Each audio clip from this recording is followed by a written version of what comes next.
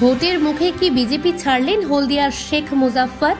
আসন্ন ঈদ উৎসবের জন্য হলদিয়ার বিভিন্ন প্রান্তে ইফতার অনুষ্ঠান করা হচ্ছে।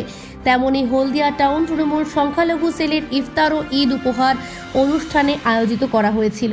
এই অনুষ্ঠানে উপস্থিত হয়েছিলেন শেখ মুজাফফর। ইনি এক সময় সিপিএম এর কাউন্সিলরও ছিলেন।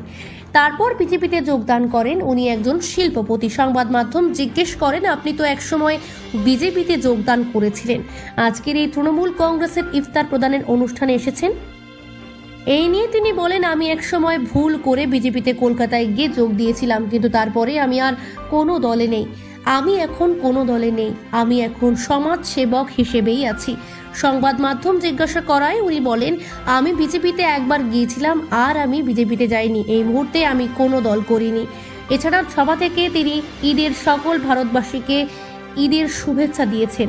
এই মুহূর্তে বিজেপি ছাড়লেন হলদিয়ার শেখ মুজাফফর। শেখ মুজাফফর, যিনি কিনা হলদিয়ার শিল্পপতি নামে পরিচিত।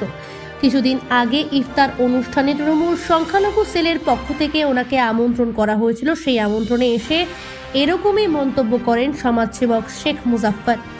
হলদিয়া থেকে অয়ন প্রামাণিকের রিপোর্ট, সি প্রাইম নিউজ।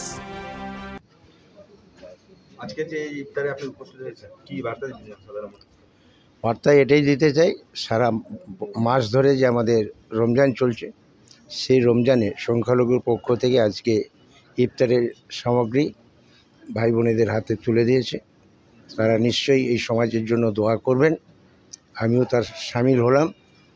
আজকে শুধু এখানেই নয়, বিভিন্ন জায়গায় বিভিন্ন সংগঠন থেকে 27শে রমজানের জন্য সবাই কেউ বস্ত্রদান করছেন, কেউ ইফতারের সামগ্রী উপহার দিচ্ছেন।